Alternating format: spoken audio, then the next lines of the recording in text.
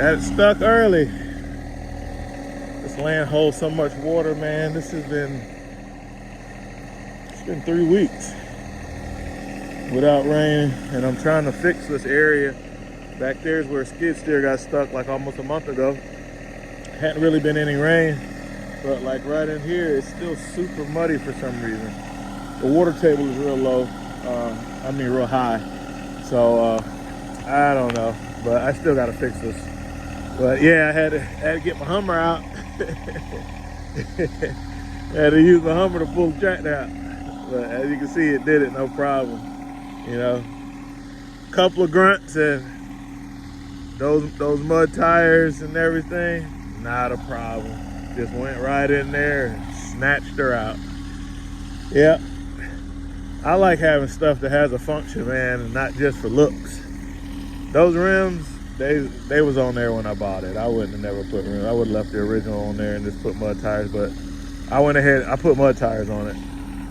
Because if I have to go, through stuff like that, I want to be able to make it, man. So, yeah, I'll keep working. I got to move all this dirt, and I got a pile of rocks. I'm going to use some of those rocks to try to shore this up and try to get this area fixed, because I got a buddy coming over with his Bobcat skid steer, a big one, over 100 horsepower, to move this, because my tractor just doesn't have the pushing force to get in here and dig into the pile. You can see how dry it is. It's all cracked up and stuff. I mean, it's dry back there. That land's still wet and dark. You can see the high spots on the hill, but on the low spots, it's real dark. This holds water, man. That's what I'm trying to fix. This is my 50 by 50 pad that I made. Had to dig down 3 feet and then fill it in with 200 tons of ballast. That wasn't cheap. Just so I can have the beginnings of a pad, and then I'm gonna compact clay and sand on top and 57 stone or 2A limestone, something like that, on top of this ballast to help fill in the cracks and get it all compacted so I can eventually have concrete.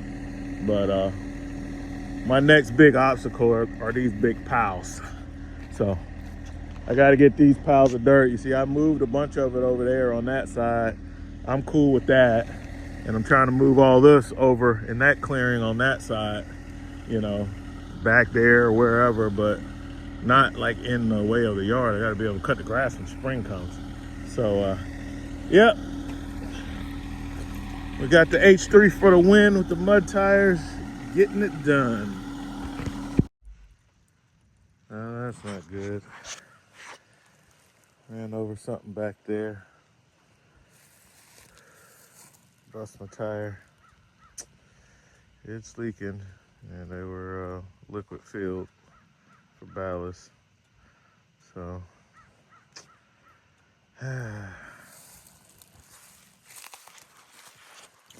no fixing that. Unless they put a tube in it. But like I said, it was a liquid filled tire for ballast, so I'll have to take that off and take it up to John Deere. See if I can get a tire put on. Well, that ends my excavation project.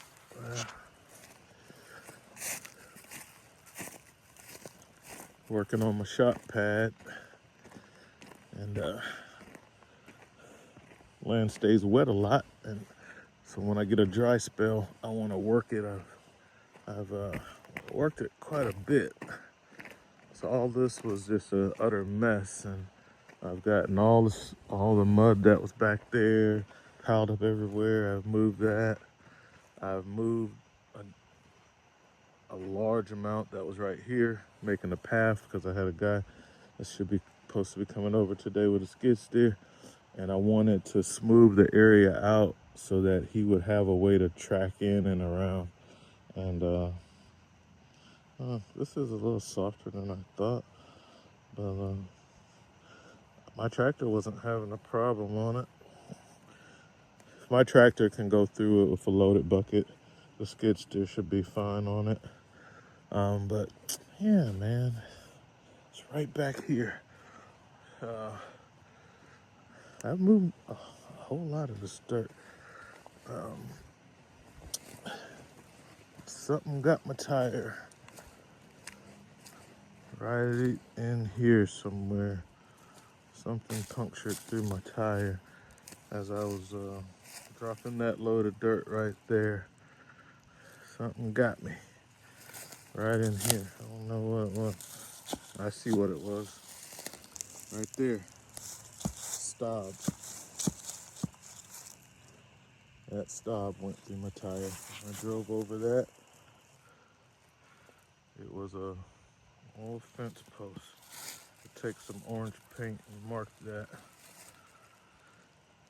Yeah, well, that has taken me out for this morning. Puts a damper on my plans, but maybe Dove will show up with the skid steer, and I still want to mark that for him. Don't want any problems. Hard piece of metal sticking up like that. Yeah, I'll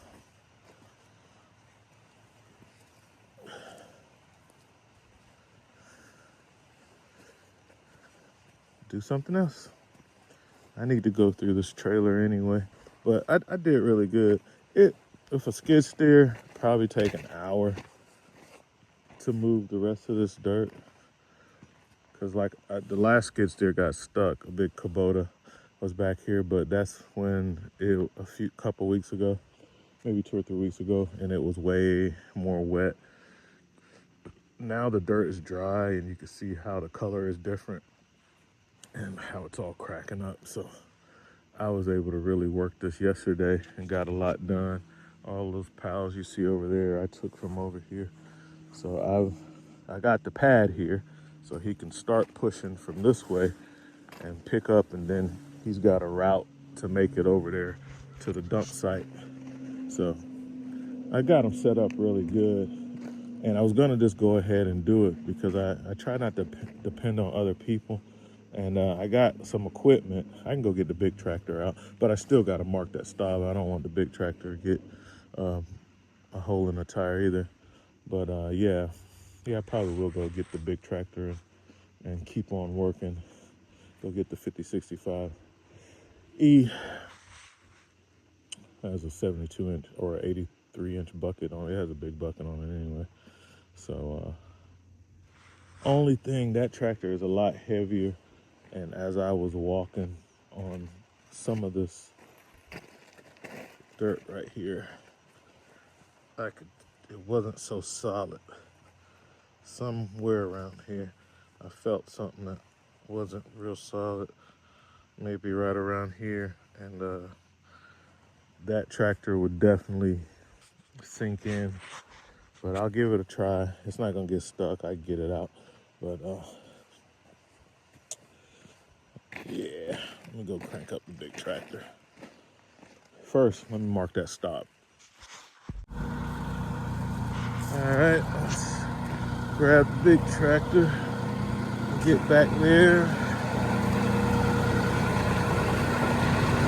keep at it. I think I'll order another rim and tire so that if it ever happens again, I don't have to stop.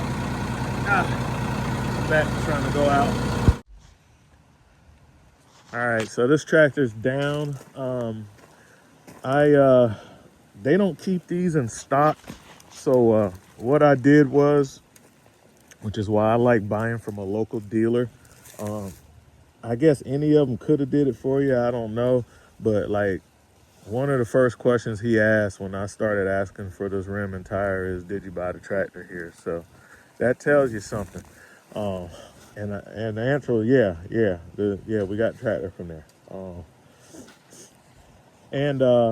Excuse me. So they didn't have them in stock. And that was going to be the end of the call, but of course I kept pressing because I want this rim and tire. So after a little bit of back and forth, nothing negative. The only option they had was you got to order a set of rims and tires, and it's between $600 and $700. I'm like, fine. But of course, they want you to pay for it before they order it. And when I before I bought this tractor, I went ahead and opened up a John Deere revolving account. Okay, so it's basically a store card for any John Deere. So I got about 30 grand on a card that I can only use at John Deere. And then after that, I went through Deere Financial and bought the tractor on a separate, on a zero interest loan, and bought the tractor, all the attachments. I wanted it set up like that so that when I run into situations like this, I can call the guy up. He knows he's going to get his money because all he has to do is put it on my account. I know I can get my parts. I don't have to leave my house to go down there. I can just make a phone call, and that's so convenient. So if you got one of these tractors and you don't have a, they call it the farm plan. If you don't have a farm plan, your accountant will call it by the name that it comes on your statement, a John Deere revolving account. Go ahead and get that because it just makes it easier. And while this thing's under warranty, I'm only going to use the John Deere parts on it anyway. So,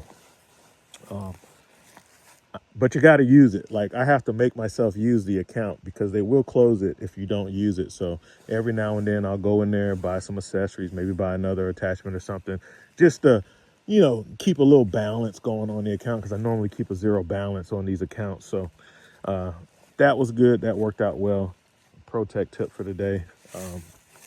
Keep your credit accounts up. Having really good financial relationships with these banks makes it easy when unexpected things come up. Preferably, you got $500,000 sitting in the bank somewhere, and when something comes up, you can just deal with it. But everybody don't have $500,000 sitting in the bank, and that's where credit comes in. Okay, this has been making really easy work. My fear was the tractor was so heavy and the ground was a little soft, not much.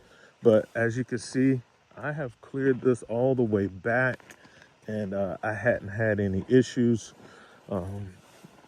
Now I need my tractor back on the road so I can smooth this out, so I can get the box blade in here, and I can, make this nice and pretty.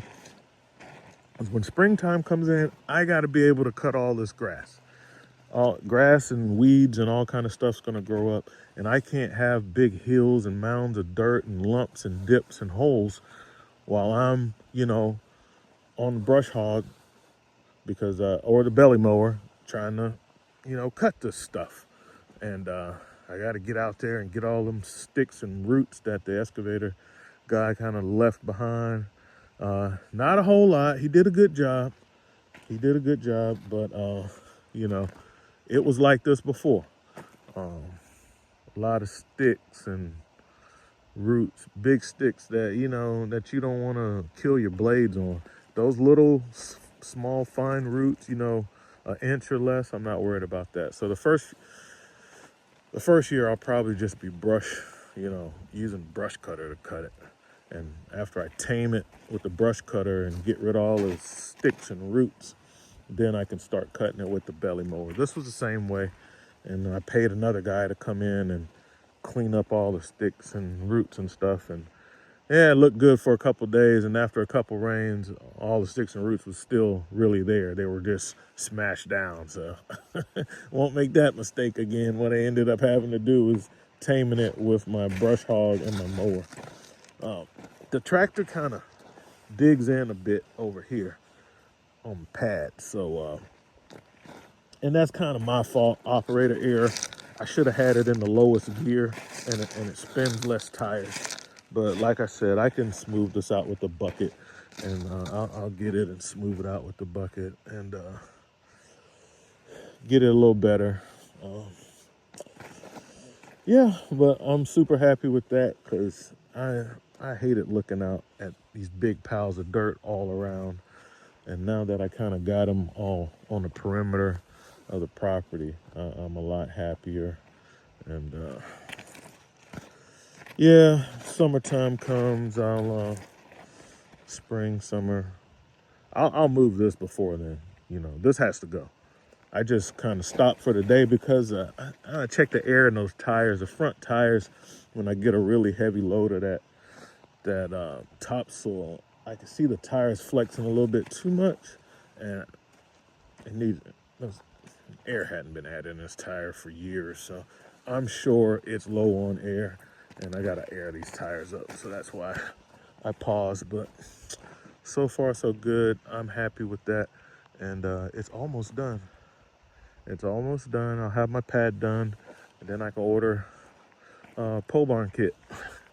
This is set up for 50 by 50. 3 bays, 20 feet, 20-foot tall sidewalls. So the sidewalls are 20 feet tall, and the width and the length is 50 by 50. So I can comfortably fit large motorhomes in here, do roof jobs, stand on the roof, and have room to spare. So it's coming along. Amongst all the other stuff that's been going on, I still have to move forward on my other projects. So far so good. A friend who was supposed to come out with the skid steer, I never saw him. So after I got the tire out on the Deere, I just went ahead and pulled out the 5065, and it worked great. So it more than enough power. Plus the lift capacity on that bucket is almost 3,000 pounds, which is right around the same as that skid steer anyway. It's just a skid steer with the lower ground pressure. I would worry less about it sinking in and more so tearing up my pad, which I can easily fix, and I will with my what's the name? I'll be pulling that land plane out after I get this kind of halfway cleared and it gets really dry and dusty, maybe just slightly moist, and I'll start using that land plane to kind of finish this thing off. So, all right, I'm going to move on to getting the tires straightened out so I can finish moving this big pile of dirt, and then I'll feel good about the progress that I made on today. See, this is pretty hard, you know. I can't even crush the clods. It's pretty dry, but this is more than 20 tons of dirt right here.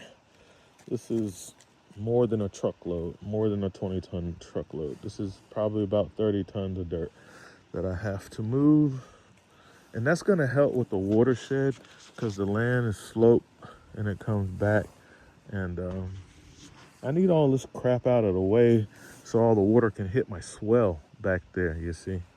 See, I got a swell that goes all the way back to a county ditch.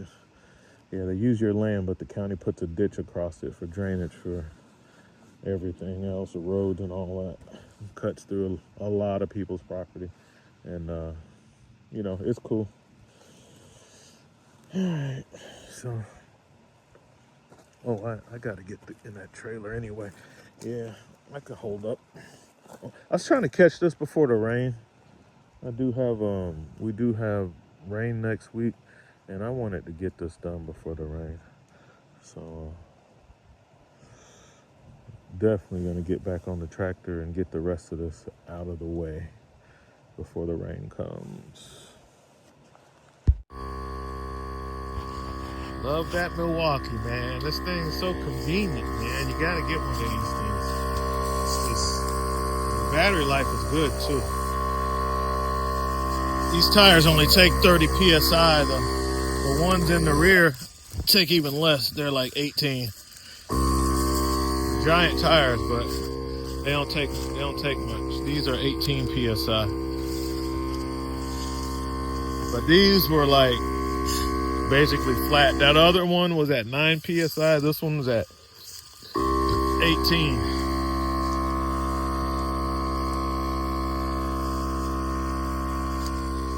My dad never checked stuff like that, so there we go. Got our 30. And then I put the Lock and Lube easy adapter on there to make this thing work good, because the inflator nozzle that comes with it is garbage. So this is way better. I keep this thing in my truck. That way, if I don't have the trailer on the truck, like right now, check the battery. Yeah, still got 3 bars. Keep this thing in here. I need to put an impact driver in here, like a little 1/2-inch impact in the appropriate sockets. I don't want to be on the side of the road fooling around with the, the crap that comes with it to change the tire. That's something I'm gonna have to do. I'll probably take one of my old ones, decommission it, stick it in the truck, and buy a new one. I got so many though. Buy a new one and stick it in the truck. I got so many of those things, I'll probably not buy another one, because I got at least 3 or 4 1/2-inch impacts. I think I got 3 1/2-inch impacts, 3/8, 1/4 inch, 3/4. So I got 2 3/8 because I got a right angle too. So I'll just take one of those 1/2-inch impacts and stick in that truck. Okay, so it's Sunday. I gotta go back to work tomorrow. And I would like to get this as close to finish as possible. And you see my deep tracks. This is kind of like clay mixed with topsoil. It has a lot of clay in it, so it forms a track real good. And what happens is, after it sits, it will start to get hard, and these ruts will just be in here. So what I need to do now, I wish my tractor was up, but the tire is flat. I would take my box blade and start fixing this with my box blade. I still got a little bit of dirt left to get, but it's had time to dry out a little more, so it's a little more stable. And I'll take the swell and wrap it all the way around to the this side of the building pad. So I really would like to come through here and so that's really where the corner of the building pad is supposed to be, but it never got dug out or anything. Whatever, the guy did as good as he could do, and I got to finish the rest. So I got to get this dirt out of here, and then this kind of has to be excavated out down to clay, and then the rocks are right there. But it's close, it's close. It's almost there. So I'm about to get on the tractor and start working. Swell is looking good. But this is originally, this dot was gonna be, I was gonna bring it to here, but really it doesn't need to be here, because you can see my 3, 1, 2, 3. I already had 3 bays. Just outside, I had 3 lots, and the building is just an extension of that. So the 3 lots is basically gonna be the apron, and then I need the 50 by 50 enclosed building behind that. So I'm moving forward. I need to fix this though, because this is gonna be a problem. So I'm gonna be back dragging with the bucket to kind of try to fix some of this. Because I inflated the front tires, right? It makes it to where you get stuck a little easier. So like if you gotta work in really muddy conditions, lifting heavy loads, you don't want them to be down to 9 PSI on the 30-pound tire like these were. But at 30 PSI, they're so round, the point of contact is so small, it just cuts right in on soft ground. So that's a problem when you got a full load, a full bucket full. It puts a lot of weight on that front axle and it sinks in. So I'm gonna get on and try to fix this up a bit, it's a little more solid than it was. You know, as I start working it, it'll start getting loose again, but I'm gonna catch it now before it gets too hard, because after it gets really hard and it sets up, there's only nothing I can do but put the box blade on it. So let's get on this old 5 series and make it happen.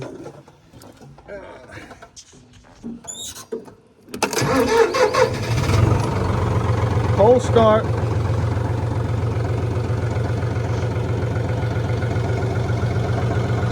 Oh, this thing's gotta go in the shop too. Got some leaking cylinders. I knew about this one. After a few weeks, this one will leak down. But this is leaking down really quickly. And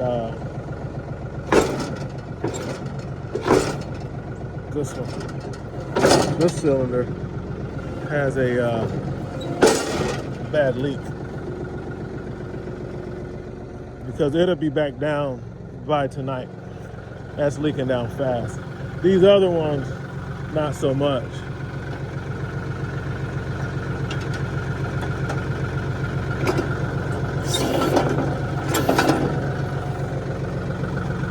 There's a 3-point hitch and PTO that's never been used. Still has the factory rubber boot on it. Never been used, because the backhoe has never been off this tractor. There's a new starter I put on it. This is my dad's tractor. He don't use it much, but this is his tractor. It'll get passed down to me. The first thing I'm gonna do is take the backhoe off of it. Let's give her some beans.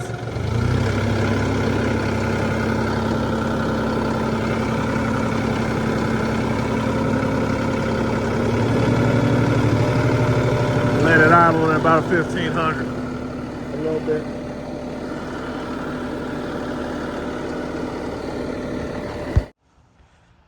All right, I got it scraped pretty good. That's all I really wanted to do, is to fix those deep ruts. Fill it in, even though it's hard enough to where my body weight can't squish it back down. The weight of the tractor and the bucket, especially when I got it on just the bucket and the back 2 wheels, it can fold this clay dirt over enough to put it back. So I got most of it. You know, it's really good. It's flat enough and it's good enough to where this is gonna really harden up. It gets really hard after it dries all the way out, and I didn't want it to harden up with the deep ruts in it, because that just creates a problem. I need this stuff to be kind of in there. So you know, right now it's workable. This land gets wet, it's whatever it is, that's what it's going to be. It's just going to compound. So I'm not going to try to move this, but my goal, if my tractor, see, this is where I need a little tractor. The big tractor has a power, has a big bucket, but the little tractor has less ground pressure. I could take that box blade off the back, which I use that to give me weight on the rear tire so it doesn't spin. I'm not really worrying about too much of wheel spin, but it does help when I got to dig in a hard pile like this. But the little tractor, my goal is to get through to there. I need to, because there's a lot of water under this ground. You see like that puddle, and I need to kind of channel that to that swell.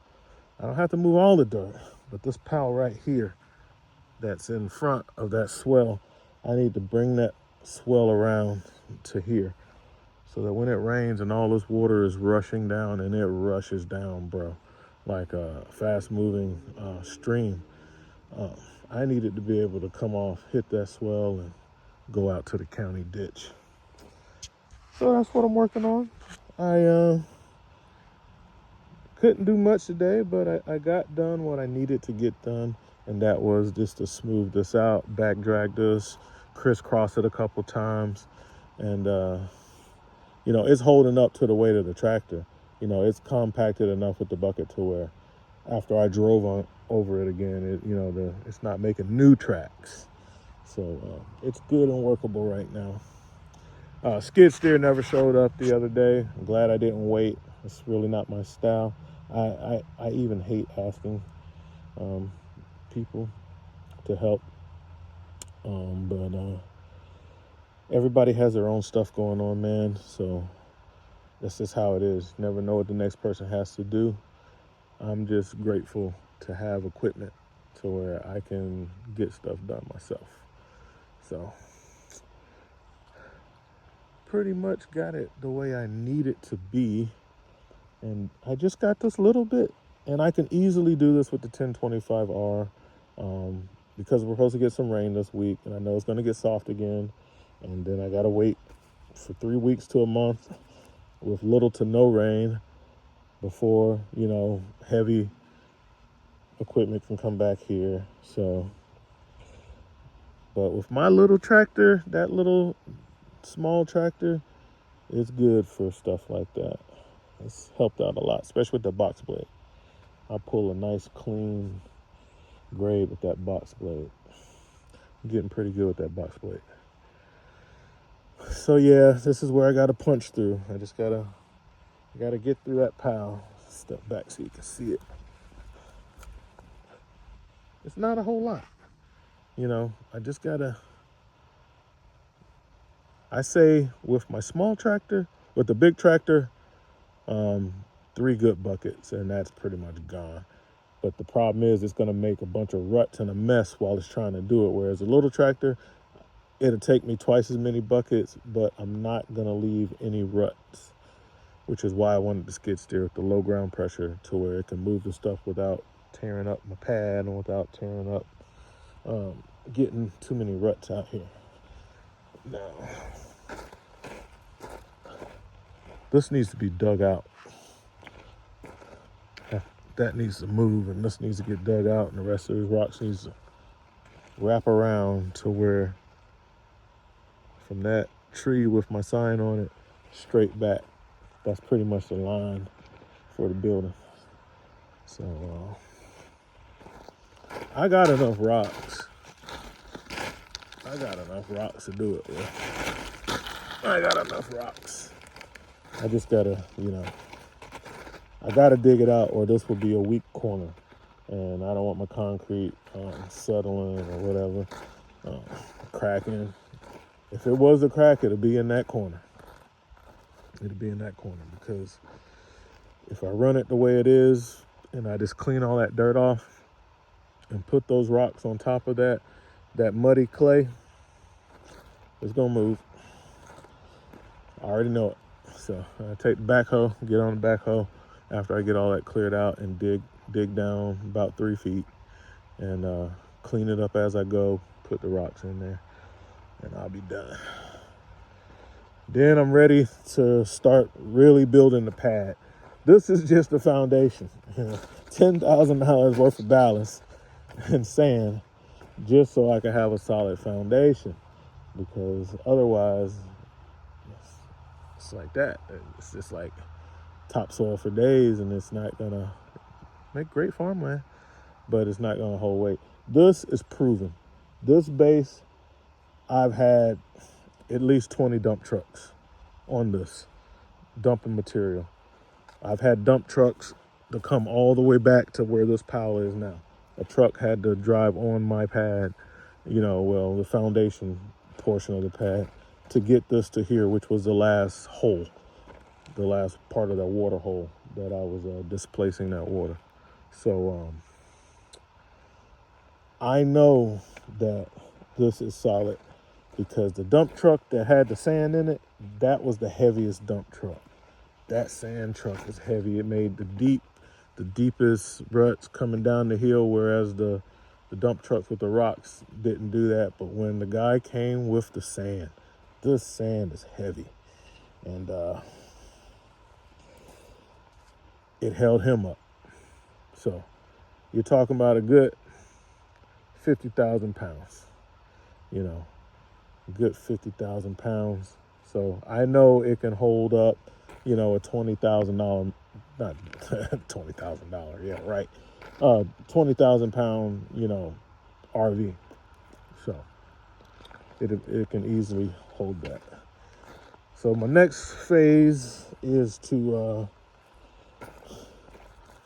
get that little piece, that little corner. You can see my stake where it's at. If I'm right, I could be wrong. My excavator guy, he was telling me that this is right, that this was the line. Maybe he's right. I hope he's right, because that's a lot less work for me. And if that's the case, I can just spread the rest of this rock as level as I can do it. Then I got to go buy a, some people call it a transit level. I know that's really for surveying, but a rotary laser, so that I can take the sand and level it the best where I can. Take my orange paint, mark off all my low spots, my high spots, knock down all the high spots, and whatever low spots I'm left with, then I'll start with the clay. The you know, the spreadable clay, like what you buy for as a fill dirt, but it's like clay. And pull out my compactor and go to work and finish building a pad with that, and top it with I think I'm gonna top it with 57 stone. It has to get, this got to come up like, you know, another foot. Like, this land drops down. So like I have to have this raised up more than the surrounding land. That's why I got to get the rotary laser. And what I would do is I would set it at the top out there where the Hummer is, and I need to bring this up to grade, you know. I need this land back here that's surrounded by a slope to be as high as where the Hummer is. And by doing that, I know that this pad, you know, it needs to be a couple feet taller than the surrounding area so that it will shed water. And then I'll put a building on. Okay, let me get some of this done, because the rain is coming. Make no surprise. So I want to get whatever I can get, and I want to get some of my big sockets and stuff. I think I'm just going to go with a container and start separating this. I'm going to start with sockets. Anything that looks like a socket, I'm going to throw it in a box and then sort that out, and then come back and get cans, and then come back and get the next thing until I got it all up. And I'll take a big push broom for the stuff that I hadn't chose to get, and just pile it up and put it in containers. I want the floor to be absolutely clean, so when this thing gets moved to go to the junkyard, it's not spreading screws all over the roadway to get on people's tires and stuff. So I really want to get this swept up nice and clean. All right.